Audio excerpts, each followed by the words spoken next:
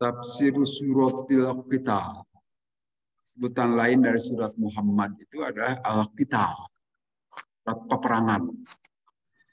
Disebut Muhammad karena di ayat kedua nanti ada nama beliau Nabi Muhammad juga. Ini disebut surat Muhammad juga disebut surat Al-Qital. Turun di Madinah, artinya setelah Nabi SAW hijrah ke Madinah. Di ayat pertama Allah menjelaskan di sini, Yaqul ta'ala, Allah berfirman, man alladzina kafir, orang-orang yang kafir terhadap ayat-ayat Allah itu wasaddu, dan juga menghalangi orang untuk masuk ke jalan Allah, ansabilillah, dari jalan Allah, Abdullah amal, Allah akan membatalkan amal-amal mereka dan menghilangkan. Walam yaj'al laha jazaan wala sawaban, sehingga tidak ada balasan dan tidak ada ganjaran bagi orang-orang kafir. Jadi di sini perbuatan sahnya suatu amal-amalan diakui oleh Allah itu adalah syarat mutlak, yaitu keberimanan. Sangat jelas nih ayat ini. Adalla amal, Allah menghilangkan, Allah menyesatkan, Allah meniadakan amal-amal orang kafir. Seperti biasa pernah dicontohkan, nilai kita itu adalah ada nilai 1 dan 0. 1 itu keimanan, 0 itu angka-angka yang kita perbuat berupa amal soleh atau perbuatan-perbuatan kita. Jika angka 1 dengan angka 0 digabungkan, memiliki keberartian makna angka itu. Kalau 1 dengan 1, 0, 10, 1 dengan 2, 0, 100, dan seterusnya. Sampai banyak. Makin banyak amalnya makin. Tetapi jika angka 0-nya tiada, tidak ada artinya itu angka 0. Angka 1-nya dihilangkan, tidak ada iman maksudnya. Kumpulan perbuatan yang pernah kita lakukan itu tidak ada artinya. Kumpulan 0. Kumpulan 0 itu tidak memiliki makna. Kira-kira itu metaforanya atau perumpamaannya. Bagi orang-orang kafir itu hilang angka 1-nya sehingga hanya kumpulan 0. Maka Allah menghilangkan. Tidak ada maknanya perbuatan. Walaupun selama hidup di dunia ini berbuat kebaikan, memberikan makna, memberikan manfaat kepada kita, tetapi di hadapan Allah tidak dinilai. Karena apa? Ketiadaan iman. Jadi sangat jelas dan meyakinkan, tidak ada artinya apa-apa kan orang-orang yang tidak beriman kepada Allah. Kemudian walladzina amanu wa amilus solihat, dan adapun orang-orang yang beriman dan beramal soleh, beriman hati mereka dan juga apa-apa yang di dalam hati mereka itu meyakini kebenaran apa yang datang dari Allah, jiwanya itu meyakini kan. Wan qadat jawarihum, demikian juga dibuktikan dengan anggota-anggota badannya.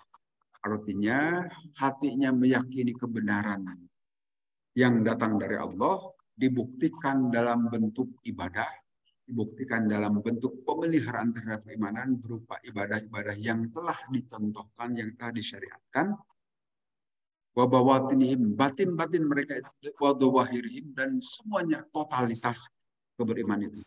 Tidak sekedar pengakuan di dalam hati, tetapi dibuktikan dalam keseharian, dalam bentuk ketaatan kepada Allah. Dan berikutnya wa amanu bima nuzila ala Muhammadin, dan juga mengimani terhadap apa yang diturunkan kepada Muhammad, Nabi Muhammad SAW. Maka itulah yang disebut dengan orang-orang yang beriman. Nah, ini ayat ini wa amanu bima nuzila ala Muhammadin, dan beriman terhadap apa yang diturunkan kepada Nabi Muhammad itu dalilun ala annahu syartun fi sihhatil imani ba'da qisati salawatullahi wa salamu alaihi, merupakan syarat sah keberimanan seseorang kepada Allah setelah Nabi Muhammad SAW diutus, setelah Nabi SAW dibangkitkan sebagai Rasulullah SAW. Jika dengan demikian, sekarang ini ada agama monoteisme, ada juga selain Islam, itu adalah Yahudi, atau kita sebut Yudaisme. Walaupun nanti sebagian sekte Yahudi ada mengakui Uzair itu anak Allah. Mereka melakukan penyekutuan terhadap Allah. Tapi pada dasarnya Yudaisme itu adalah agama monoteis, agama yang membahasakan Tuhan, Allah Subhanahu wa taala. Sama, mereka juga membahasakan Allah. Tetapi mereka tidak mengakui kenabian Nabi Muhammad SAW sehingga tetap tidak diakui. Mereka termasuk orang-orang Muslim. Yudaisme, apalagi Yudaisme itu memang dikhususkan untuk bangsa Yahudi saja. Jadi agama suku Yudaisme itu. Tetapi monoteis mereka juga. Membahasakan Allah seperti Islam. Hanya mereka tidak mau mengimani, jangankan kepada Nabi Muhammad, Nabi Isa saja tidak mau mengakui mereka. Mereka hanya kepada Nabi Musa dan sebelumnya. Nah, itu dengan pernyataan ayat ini, wa amanu bima nuzila ala Muhammadin, batallah keimanan mereka. Dan menurut para ulama ahli tafsir, itu merupakan syarat sah keimanan setelah diutusnya Nabi Muhammad. Jadi walaupun Yudaisme itu mengimani kemahasan Allah, tetapi tidak mengimani percaya kepada Nabi Muhammad, tetap tidak sah keimanannya. Maka dengan demikian, jika orang mau masuk Islam harus syahadat, harus membaca kesaksian tentang kemahasan Allah dan kerasulan Nabi Muhammad SAW sebagai Rasul terakhir. Jadi ini syarat yang sangat kuat dijelaskan oleh Al-Quran. Wa amanu bima nuzila ala Muhammadin. Harus beriman kepada apa yang diturunkan kepada Nabi Muhammad. Demikian juga masih ada kaum Sabi'in misalnya. Kaum Sabi'in disebutkan waktu itu di daerah Irak. Mereka itu tetap mengimani, membahasakan Tuhan, membahasakan Allah, tetapi hanya mengimani nabi-nabi sebelum Nabi Muhammad. Tidak mau beriman kepada Nabi Muhammad. Itu juga tetap tidak dimasukkan sebagai orang Islam. Karena syarat utama diakui sebagai orang Islam itu adalah memahasakan Allah dan mengakui, menyaksikan terhadap kerasulan Nabi Muhammad. Dan itu dinyatakan oleh Quran. Sah ini. Bukan pernyataan ulama, bukan pernyataan pendapat sahabat, bukan. Tetapi Allah sendiri yang menyatakan. Wa amanu bima nuzila ala Muhammadin, dan beriman terhadap apa yang diturunkan kepada Nabi Muhammad sallallahu alaihi wasallam. Wa huwal haqqu mir rabbihim, dan apa yang diturunkan kepada Nabi Muhammad itu adalah kebenaran mir rabbihim, dari Tuhan mereka sendiri.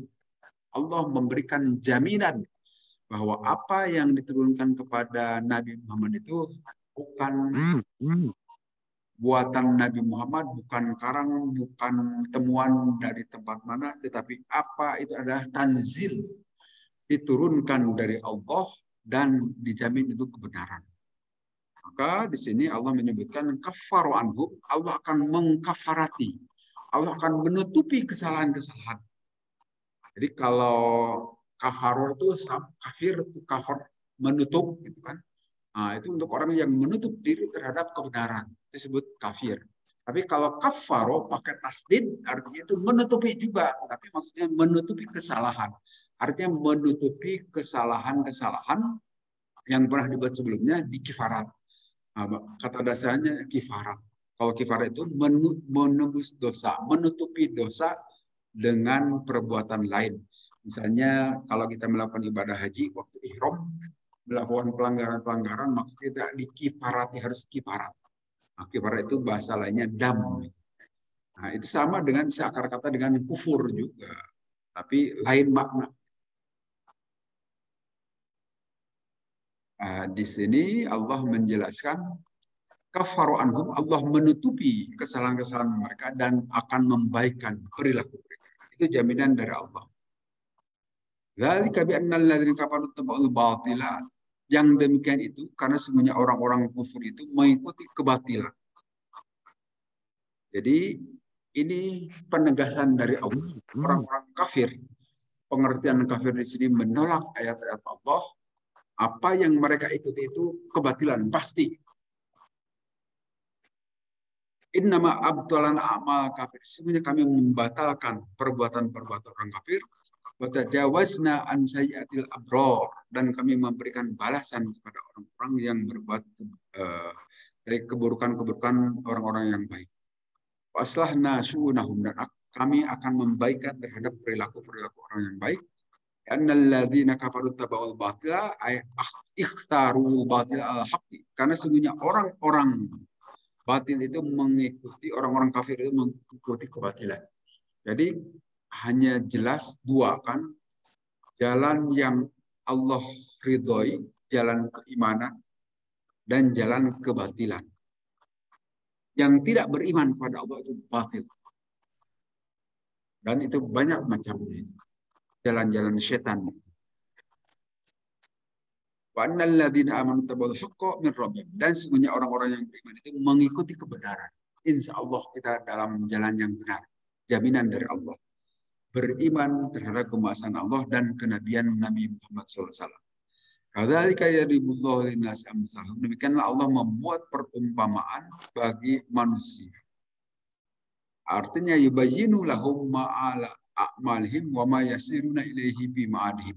Allah lah yang akan menjelaskan, Allah yang akan memberikan jaminan terhadap orang-orang yang beriman karena mereka jelas mengikuti kebenaran. Di wajah kebatilan dan kebenaran itu kalau di dunia ini bercampur. Ada batil, ada hak. Dua-duanya hidup di tempat yang sama. Dan tentu saja bagi orang yang Allah berikan kekuatan bisa memilih kebenaran, Allah tunjukkan. Dan kita bisa membaca bahwa itu kebenaran itu adalah anugerah dari Allah. Tidak semua orang dikasih. Buktinya masih ada orang kafir. Walaupun dia tinggal di depan masjid, walaupun dia tiap hari mendengar adzan, pada saat tidak Allah berikan hidayah kepada dirinya, tidak ada perubahan. Saya kufur, saya menolak. Walaupun orang itu jauh dari masjid, walaupun rumahnya tidak dekat dengan masjid, tapi kalau hidayah sudah Allah masukkan ke dalam dirinya, tetap mau datang ke masjid. Itu adalah anugerah. Tidak semua orang Allah kasih.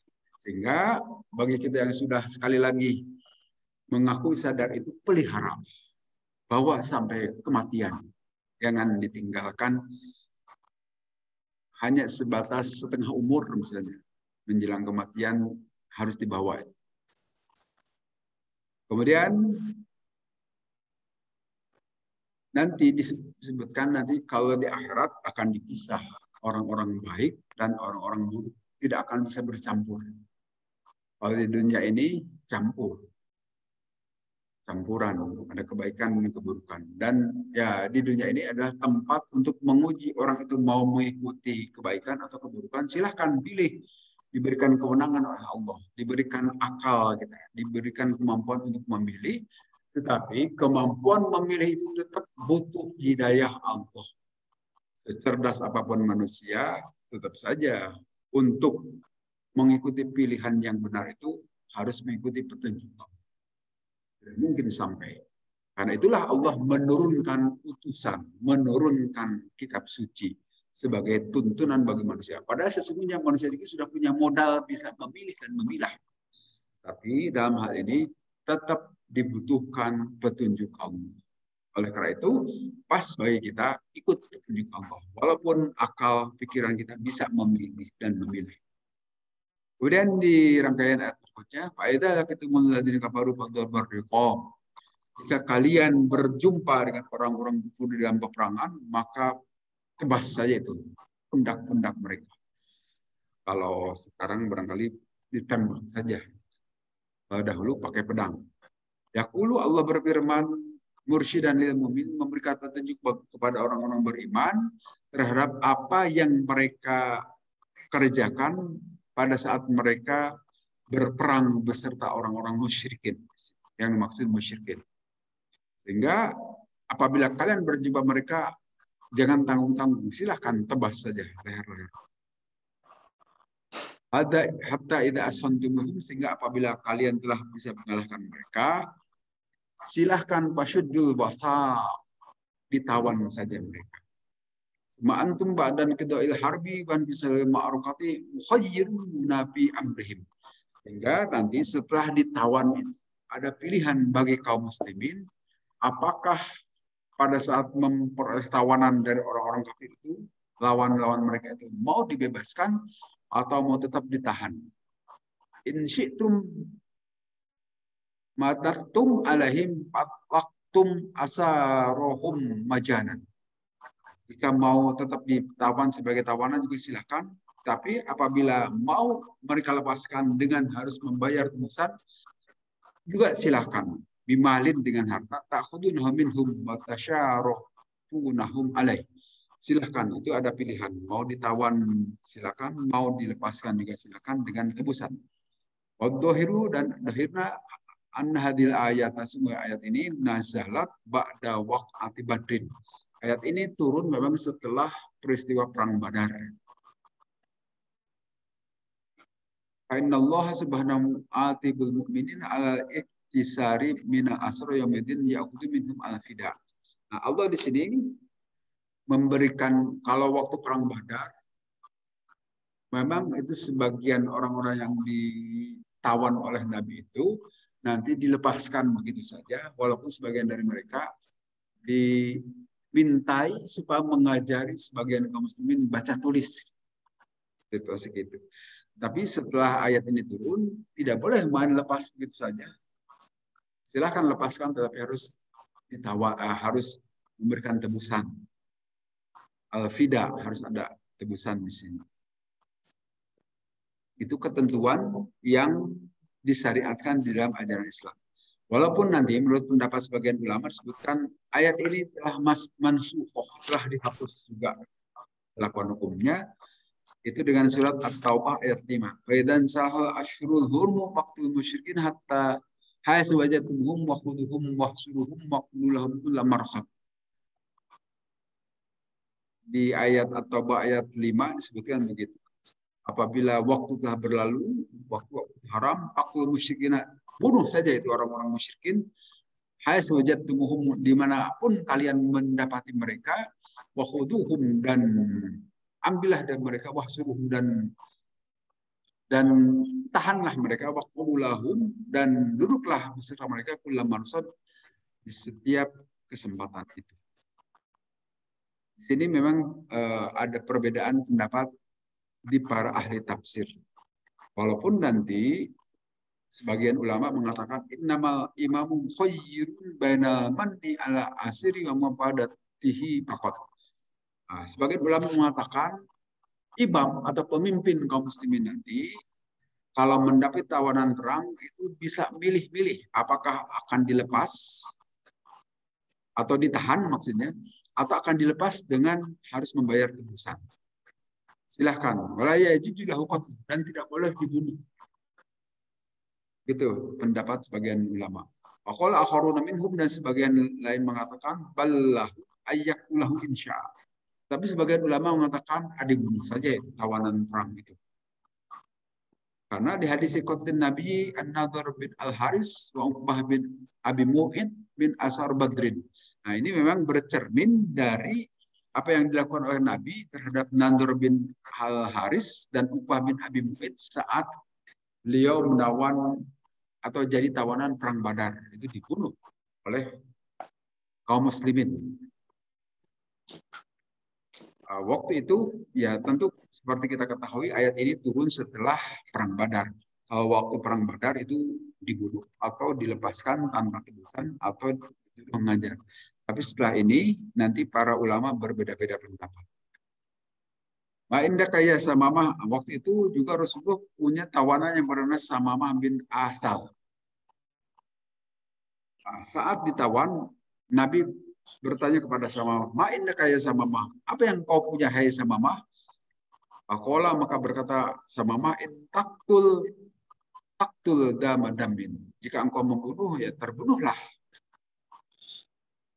Hilanglah darahku. Wa in tamnun ala syakirin wa in kunta turidul mala pasal tu'ti minhu masyita. Tetapi apabila mau engkau bebaskan sehingga engkau nanti dapat tebusan dariku berupa harta, maka boleh minta, nanti aku akan berikan. Jadi berdasarkan cerita inilah nanti tentu saja dalam fikih siasah, fikih peperangan akan berbeda-beda di antara para ulama memperlakukan tawanan perang. Berjada Syafi'i dan menambahkan Imam Syafi'i, Al-imamu mukhayyirun baina qat'i awal bil mar'i alaihi aw mupadatihi aw wistirqaqihi aidan. Nah, menurut Imam Syafi'i disebutkan bahwa imam atau pemimpin kaum muslimin punya pilihan apakah mau membunuh tawanan itu atau juga menahannya atau dilepaskan dengan membayar tebusan. Itu pendapat dalam mazhab Syafi'i. Hatta tadu al-harbu auzaruha, sehingga sampai selesai dahulu peperangan.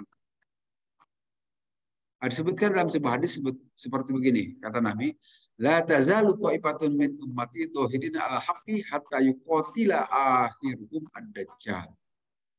Akan terus-terusan segolongan dari umatku melakukan peperangan, artinya membela kebenaran, sehingga mereka nanti terbunuh akhirnya atau bisa membunuh pada Dajjal.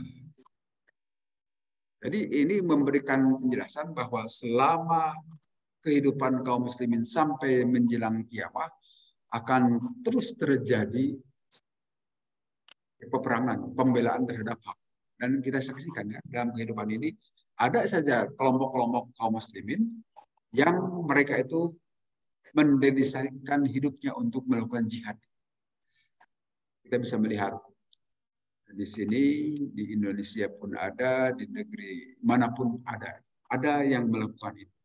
Sehingga nanti mereka bertemu Dajjal. Kemudian dalam sebuah hadis yang diriwayatkan oleh Imam Ahmad disebutkan begini. Anas Salamah bin Nufail memberitakan bahwa sebenarnya Salamah bin Nufail itu datang kepada Rasulullah SAW. Pakola maka berkata itu Salamah, ini sesungguhnya aku sayyabtul khaila. Aku telah melepaskan kuda, walaupun itu sudah, dan aku telah meletakkan senjata, dan aku telah tidak akan melakukan peperangan.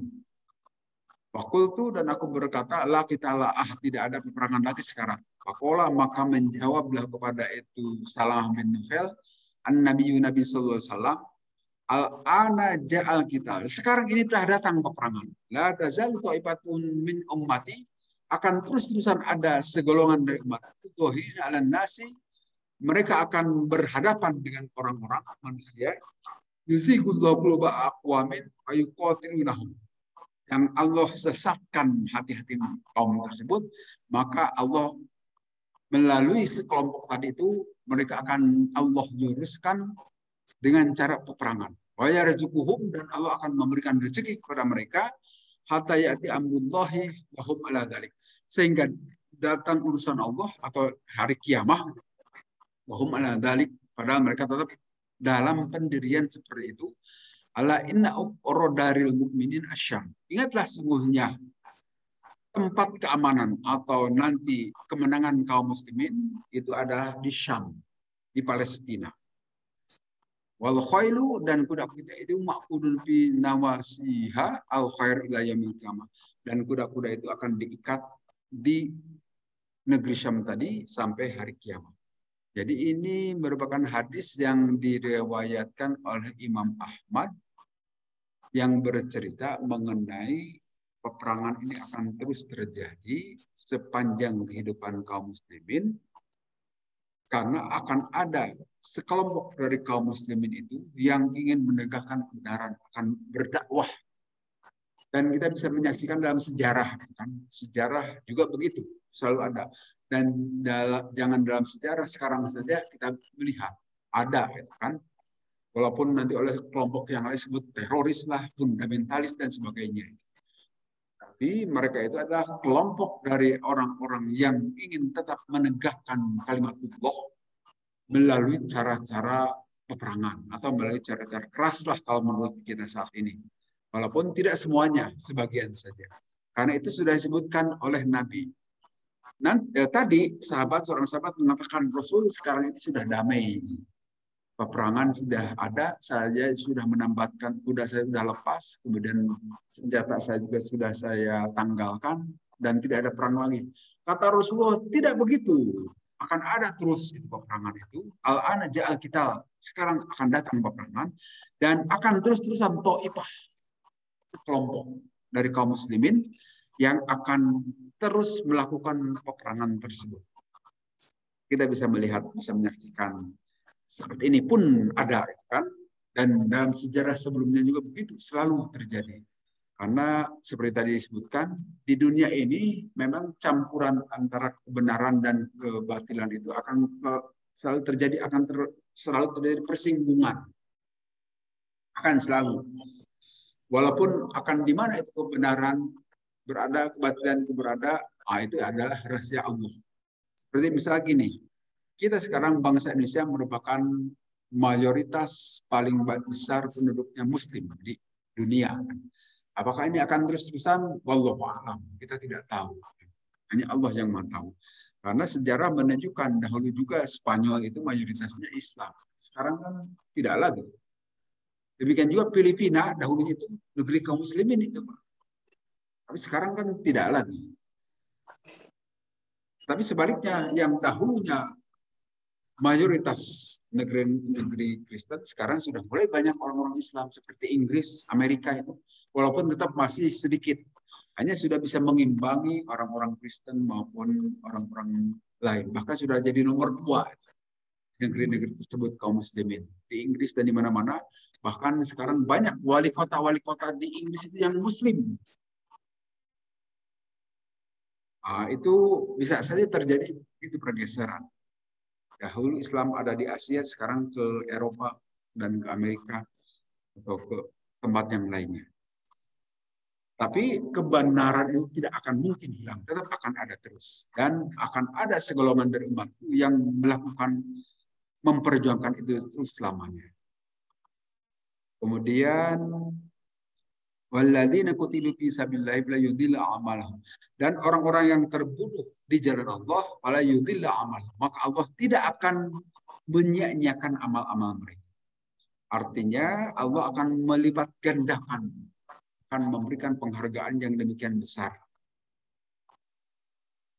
kepada orang-orang kaum syahid yang berperang di jalan Allah.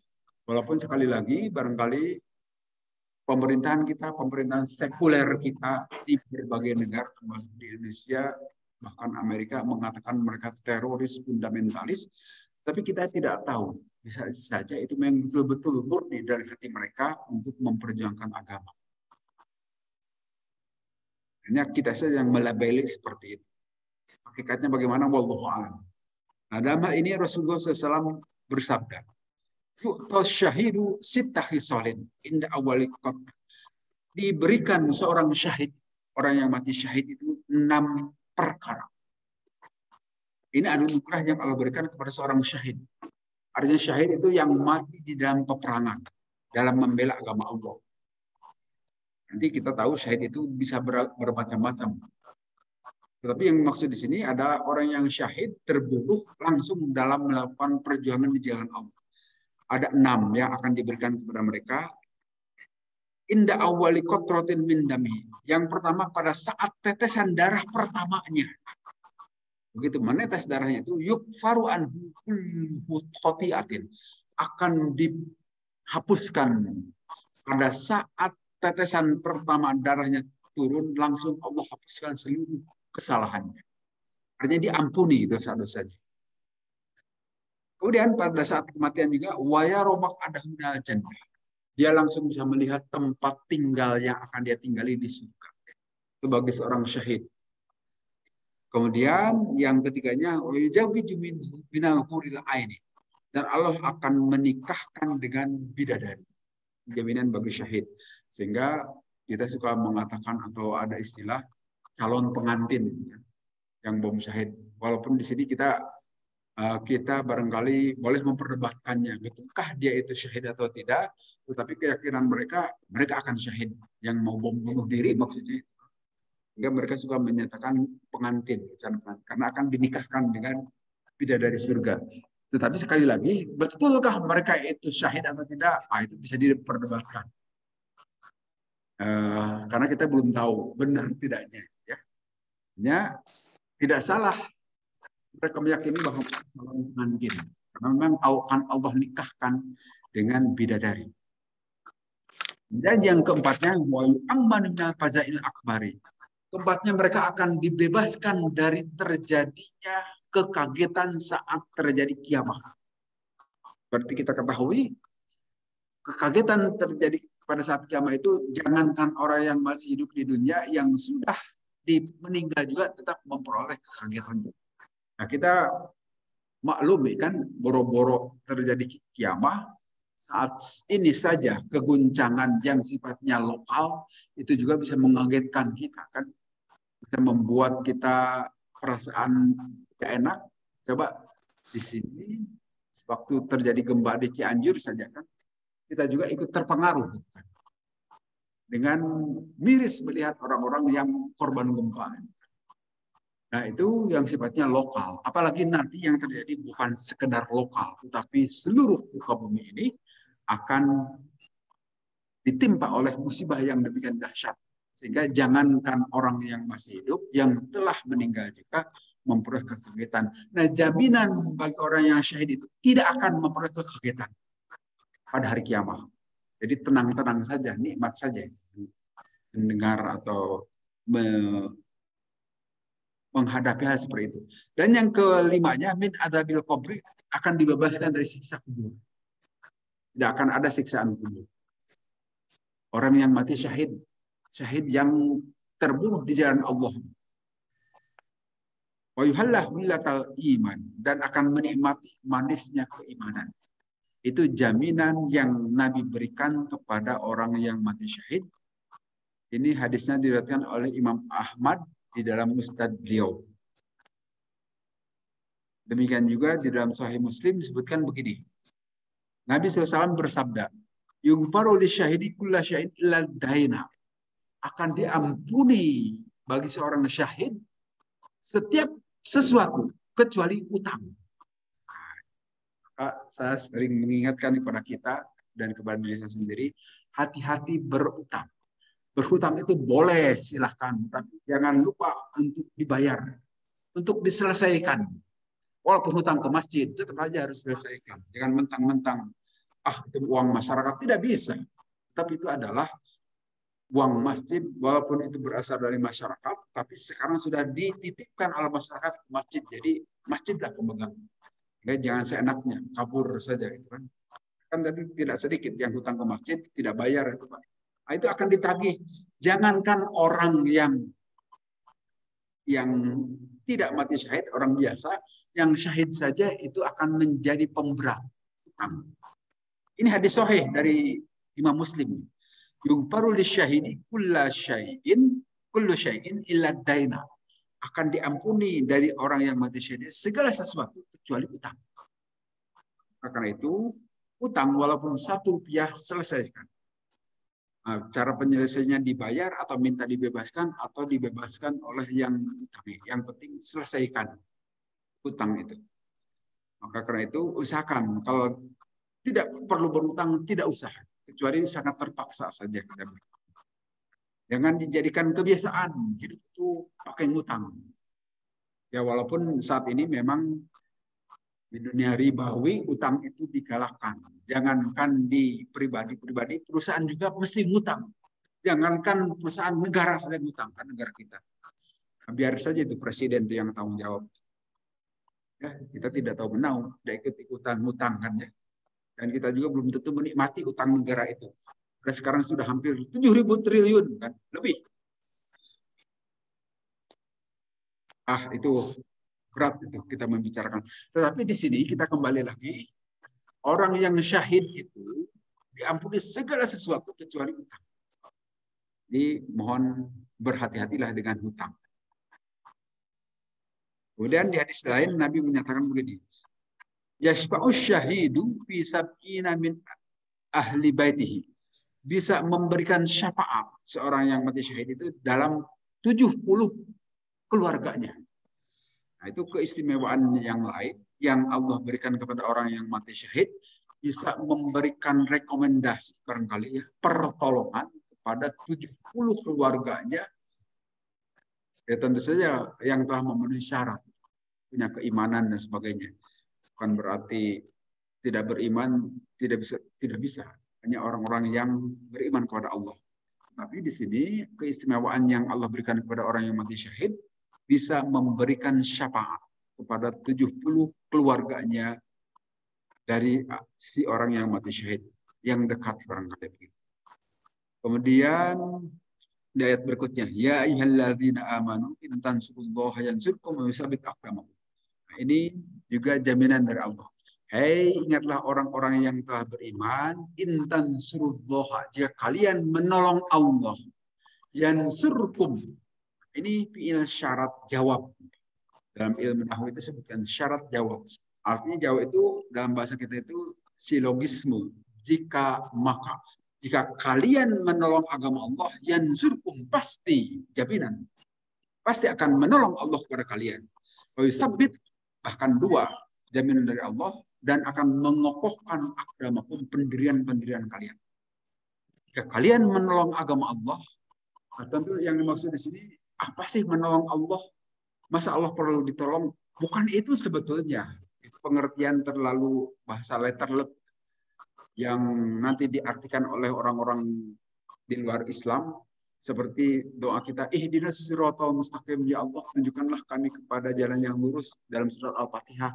Oh, berarti kalau Anda baca itu Anda dalam keadaan sesat saat ini. Nah, itu diartikan terlalu letterlet gitu.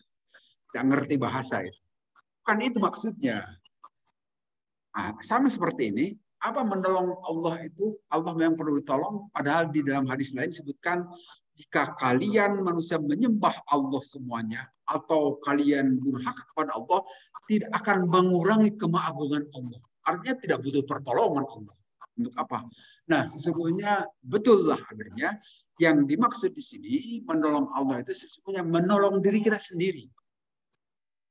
Seperti beribadahlah kepada Allah bukan untuk kepentingan Allah, ibadah itu untuk kita sendiri sebetulnya.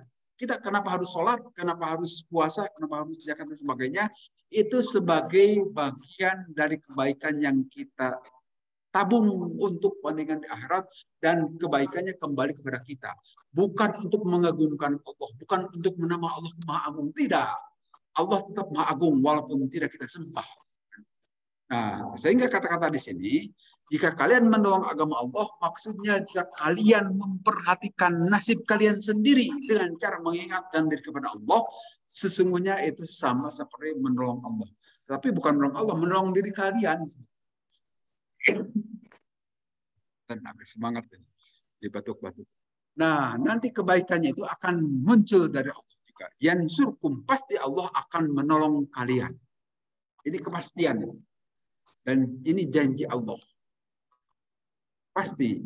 Jadi kalau kalian menolong agama Allah dengan cara memperhatikan kewajiban-kewajiban yang telah dibebankan kepada kita, pasti Allah akan menolong. Kan di dalam surat An-Nahl ayat 97, siapa orang yang beriman kepada Allah, maka kami akan menghidupkan dia dalam kehidupan yang baik. Siapa dari laki-laki maupun perempuan beramal soleh dan dia beriman, gitu, iman dan amal soleh, maka jaminan dari Allah, maka Allah pasti akan menghidupkan dia dalam kehidupan yang baik. Artinya tenang saja hidupnya itu, Pak. Apakah dalam keadaan kekurangan? Kalau menurut kita, wah orang itu kekurangan, fakir miskin, tetapi tidak merasakan begitu. Tenang-tenang saja dengan kekurangan merasa cukup. Atau dalam kelebihan, kalau berikan bagian harta, tetap saja bisa memanfaatkan dalam jalan yang benar. Tahu bahwa uang ini harus dikemanakan, mengerti, bukan untuk berfoya-foya untuk atau untuk pembadiran. Itu yang telah Allah berikan jaminan orang yang mengerti, kan? Nah, sehingga dalam hal ini sekali lagi menolong agama Allah itu adalah dalam rangka juga membaikkan kita, menjalankan kewajiban-kewajiban kita untuk kepentingan kita sendiri. Allah memang tidak perlu ditolong. Allah Maha Agung, Allah Maha Kuasa. Tetapi ini ada kiasan. Nah, di sini dalam suatu hadis sebutkan begini. Man ballagha sultanin hajatan man la yasiblaha sabbatallahu qadamahu ala sirati yaumil qiyamah. siapa orang yang menyampaikan, memberikan koreksi kepada yang punya kuasa, kepada sultan dengan suatu hajat, yang orang lain tidak bisa menyampaikannya, maka Allah akan mengokohkan terhadap telapak dampal kakinya di sirot pada hari kiamat. Jadi di sini orang-orang yang mau berdakwah, katakanlah menyampaikan kebenaran, yang kadang-kadang kebenaran itu tidak gampang. Ini kan pengalaman sultan, penguasa. Kita tahu penguasa itu ya namanya berkuasa, seenaknya saja. Main tangkap saja bisa kan. Tapi dia tetap kokoh menyampaikan kebenaran, walaupun risikonya ditangkap, walaupun risikonya dipenjarakan, tapi dia beristiqomah dalam kebenaran, maka jaminan dari Allah, Allah akan mengokohkan kakinya pada hari kiamat di jembatan, di Siratal Mustaqim. Ini jaminan dari Nabi SAW. Dalam hadis disebutkan begitu. Nah, sedangkan walladzina kafaru fatasallahum. Sedangkan orang-orang yang kafir, maka kecelakaanlah yang akan mereka dapatkan pada saat mereka berhadapan dengan Allah. Bahkan tadi kan orang-orang kafir itu ya tidak akan dihitung amal-amalnya. Hancur lebur saja, sehingga tidak punya bekal apapun di akhirat kelak. Kemudian rangkaian ayat terakhir, apalam yasiru, apakah mereka tidak melakukan perjalanan di muka bumi dan memperhatikan apa yang terjadi pada umat-umat sebelum mereka. Ini masalah kesejarahan. Silahkan pelajari orang-orang sebelum kalian yang melakukan pendurhakaan Firaun. Bagaimana kesudahan mereka? Kita bisa belajar kisah Fir'aun, kita bisa belajar kisah orang-orang yang melakukan pendurhakaan kepada Allah, kisah kaum Nabi Lut dan sebagainya. Maka mestinya jadikan pelajaran, itu maksud di sini. Dan silahkan melakukan wisata, itu dianjurkan oleh Al-Quran di sini. Apalamnya suruh, apakah mereka tidak melakukan perjalanan, artinya wisata kalau sekarang barangkali. Silahkan kalau mampu lakukan, lihat kejadian-kejadian sebelumnya. Dari kebi'annallahu maulal ladzina amanu wa anna kafirin la maulal. Yang demikian itu karena semuanya Allah itu adalah sebagai pelindung bagi orang-orang yang beriman, dan semuanya bagi orang-orang kafir itu tidak ada maula, tidak ada yang melindungi.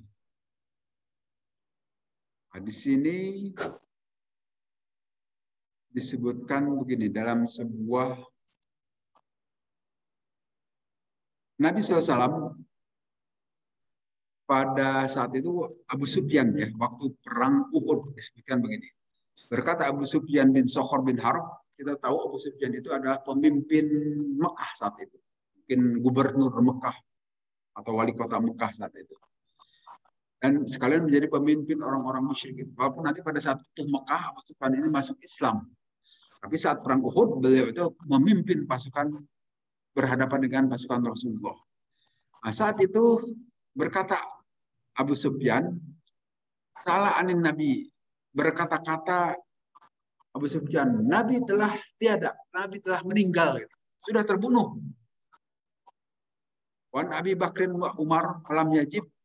Nah, demikian juga Abu Bakar, Umar dan sebagainya sudah terbunuh. Kita menang. Amma haulai faqad halaku. Kata Abu Sufyan itu, orang-orang tadi itu Nabi Muhammad, Abu Bakar dan Sayyidina Umar telah celaka, sudah meninggal barangkali begitu menurut dia itu. Wajabahu Umar bin Khattab. Tetapi saat itu Umar bin Khattab menjawab, qala kadzabta ya adu Allah, telah bohong kamu hai musuh Allah. Bal abqullah laka ma yasuka. Tapi Allah masih tetap mempertahankan. Allah tetap menahan Nabi belum meninggal. Demikian Abu Bakar juga belum meninggal. Wa annal ladzina adaddal ahya'a kullahum. Dan sebenarnya orang-orang yang engkau hitung itu Allah akan menghidupkan mereka. Faqala, maka berkata Abu Sufyan, bi yaumi badrin. Pada hari Badar gitu, wal harbus sijal, dan peperangan masih berjalan. Amma innakum satajiduna musallamatan lam arabiha wa lam tustabir. Sesungguhnya kalian akan melihat, orang yang menjawab tadi itu akan dicincang. Orang-orang muslimin itu akan dicincang karena peperangan akan dimenangkan oleh orang-orang kafir. Setelah kita tahu kan saat perang Badar, Nabi waktu itu memerintahkan kepada pasukan pemanah untuk tinggal di Jabal Rumah, di Jabal Panah, di satu bukit. Tetapi saat itu orang-orang muslimin bisa mengalahkan orang-orang kafir sehingga pasukan yang tinggal di Jabal Rumah atau Jabal Panah itu turun memburu ghanimah. Nah, saat itu pasukan Khalid bin Walid dari belakang menyerang. Nah, karena tidak ada pasukan pemanah, sudah hilang, tinggal hanya beberapa orang, maka bisa dikalahkan kaum muslimin oleh pasukan Khalid bin Walid. Saat itu Khalid bin Walid juga masih dalam keadaan kafir. Nah, saat itu kocar kacir, sehingga pemimpin Mekah saat itu Abu Sufyan merasa bisa memenangkan peperangan. Sehingga mengatakan akan dicincang juga itu orang-orang muslimin yang melakukan peperangan saat ini. Nah, kemudian berkatalah itu Abu Sufyan, wah telah tinggi Hubal, telah tinggi Hubal. Maka saat itu Rasulullah bersabda, Allah tajibuna, loh kenapa kalian tidak menjawab? Itu Abu Sufyan mengagung-agungkan Tuhan dia. Hubal itu kan nama berhala orang Mekah. Lalu berkata para sahabat, ya Rasulullah, apa yang harus kami ucapkan? Ola maka berkata Rasulullah, kalian ucapkan Allah ala wa ajal, Allah yang maha tinggi dan maha agung, Allah yang maha tinggi dan yang maha agung. Maka kemudian berkata Abu Sufyan, lana al-uzza wa uzzalakum. Kami punya Uzza, ini nama berhala juga, berhala yang ada di Mekah. Wala uzzalakum, dan kalian tidak punya Uzza. Maka kemudian Rasulullah bersabda, ala tajibu, kenapa kalian tidak menjawab? Lalu kemudian berkata sahabat, "Oh, aku ya Rasulullah dalam keadaan sedang berperang itu kan. Apa yang harus kami ucapkan wahai Rasulullah?" Rasulullah bersabda, "Qulu Allahu maulana wala maula lakum." Sungguhnya Allah itu maulana, sebagai pelindung kami semua, wala maula lakum, dan kalian tidak punya pelindung. Sesuai dengan ayat di atas tadi. Ya, ucapan Abu Sufyan yang menyatakan kalian tidak punya Uzza itu milik kami, itu tidak punya arti apa-apa. Dia bisa jangankan memberikan pertolongan kepada mereka, bergerak saja untuk diajak ke Madinah tidak bisa. Sedangkan kami punya Allah. Allah yang tidak kelihatan tetapi maha kuasa, maha tahu. Dan akhirnya peperangan itu terakhir bisa dimenangkan oleh orang-orang Islam. Jadi ini saya kira asbabun nuzul mengapa ayat ini menyatakan bahwa sesungguhnya Allah sebagai pelindung bagi orang-orang beriman dan orang-orang kafir la maula lahum, tidak ada pelindung bagi mereka. Wallahu a'lam.